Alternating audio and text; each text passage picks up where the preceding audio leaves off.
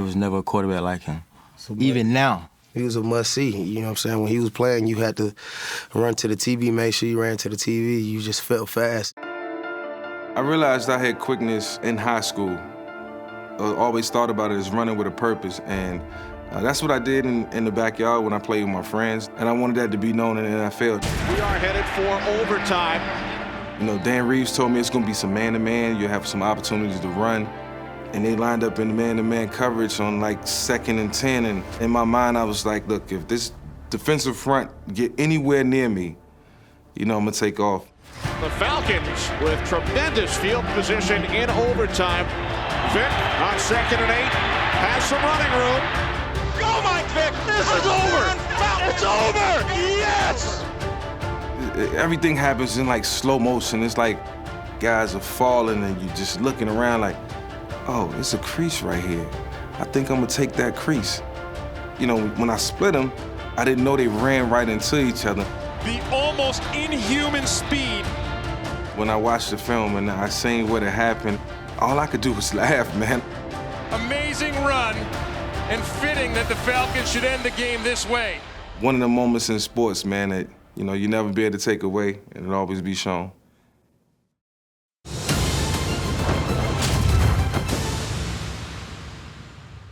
When we talked to Billy Wade, he talked about a spectacular run you had against the Steelers in '63. He was relating to us that it came on the Sunday following Kennedy's death, and he was amazed how you could play with such intensity on a day when everybody else seemed to be in such a fog.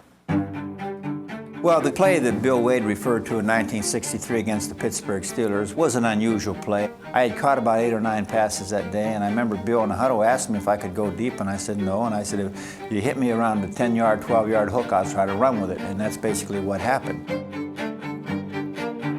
With little more than 3 minutes remaining in the game, Billy Wade arcs a pass to Mike Ditka.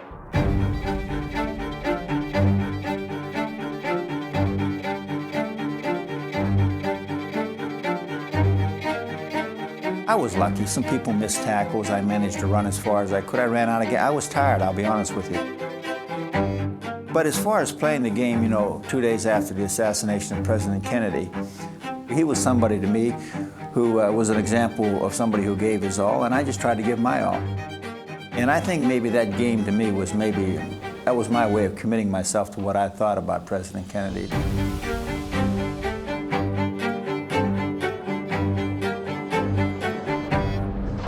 Pepper's going to hurry. 15 seconds to go in the first half. Clock's running. 3rd and 24. Dante takes the snap. A better pass protection scheme this time. Dante rolls out to the right. 5 seconds to go in the first half. Dante fires deep to the left. Moss caught it at the 11, but now he look at this! To Williams! Touchdown! You gotta be kidding me! Of Randy Moss would win him an Academy Award. Well, it was toward the end of the first half. We were playing against the Broncos. It was a pretty close game. I think that Dante Culpepper reaching the end zone was maybe a little too far out of his reach. I remember being on one side, seeing him roll out to the right from the Jumbotron.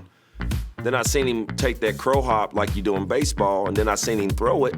And then I looked up in the air and I seen that the ball was way short. So I had to come back for the ball, and knowing that I was nowhere close to the end zone, just out my periphery, I seen just a purple jersey. Well, purple is purple, that means it's a teammate of mine. So just out of instinct, I just basically toss it over my shoulder, and the play is history. I don't care what anybody says, I have never seen a play more heads up than what Randy Moss just did. That was just a good heads-up play by 2 guys. That ended up being, you know, one of the greatest plays in NFL history. That's him. I can see the Viking on the tail. So clearly, the Vikings' future just landed in the Twin Cities. We hated Favre. I mean, I always respected Favre, but, you know, we hated him. And then when he came over, and it was one of those things where it was like, what's happening? I'm sorry, what? Brett Favre? He's going where? He's coming here. That tested Vikings fans big time because the Packers, again, I hate the Packers. And it wasn't until that game against the 49ers that, for me, 100%, but everybody was converted. They need a touchdown to win. You got it? Come on, Brett! Brett Favre, end of the game, fourth quarter, he's on around 40-yard line. Third down, 12 seconds to go in the game. Niners lead by 4. Favre back to pass, pumps to the left, 8 seconds left. He gets away from the pressure. Fires to the end zone. It's caught! It's Greg Lewis! Touchdown! Oh my heavens! Brett Favre, Greg Lewis! How do you like that? It's the most insane thing I've ever seen in a football game. He's throwing into the end zone. Greg Lewis catches it just an inch out of bounds. And there's no other Viking around. I don't even know what Brett Favre was thinking, but that's what makes quarterbacks legends, is that they have this other sixth sense. You have a quarterback that's almost 40 years old extending plays and throwing a perfect pass for the win. And in his first home game with the Vikings. Are you kidding me? And in that moment, I think everybody was just like, this is the dude. And my buddy had already sent me like a Favre jersey and everything, and I just put that on immediately. I support Brett Favre. And Wrangler jeans. And we are going into overtime, ladies and gentlemen.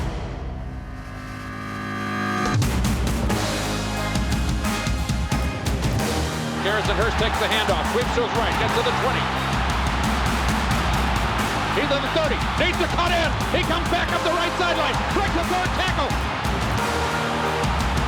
Comes down to the 30, he's down to the 20, he's down to the 10, he's down to the 5, he's into the end zone. Touchdown, touchdown, 49ers. Niners win it. I just remember how embarrassed I was for our defense. Adrian Peterson looked like he was out there playing against pee-wee football players. Off Adrian, and he's loose across the 50, inside the 40 to the 30, and Adrian Peterson is gone. The way he was just throwing guys to the ground and shaking players off all the way into the end zone. A spectacular run by the most spectacular runner in the NFL, Adrian Peterson. What are you anyway? Machine Adam. Oh my God. I'm not sure we would have been able to tackle him if the field was 1,000 yards long, even if we had guys coming off the sideline, because he was just such a wrecking ball in that game, and those stiff arms were so deadly. This is one of the greatest single-handed runs I've seen. There were no less than 4 Cleveland Browns who had clear opportunities to tackle him, and Adrian Peterson just refused to go down.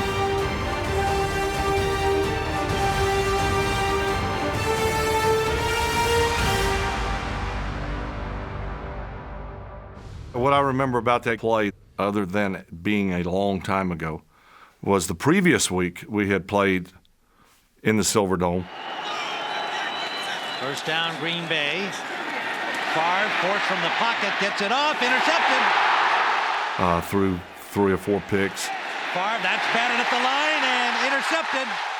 You know, it was a short career up to that point, but I had not had very good success in the Silverdome. And that day, the last game prior to the playoff game, would be a good indication of that.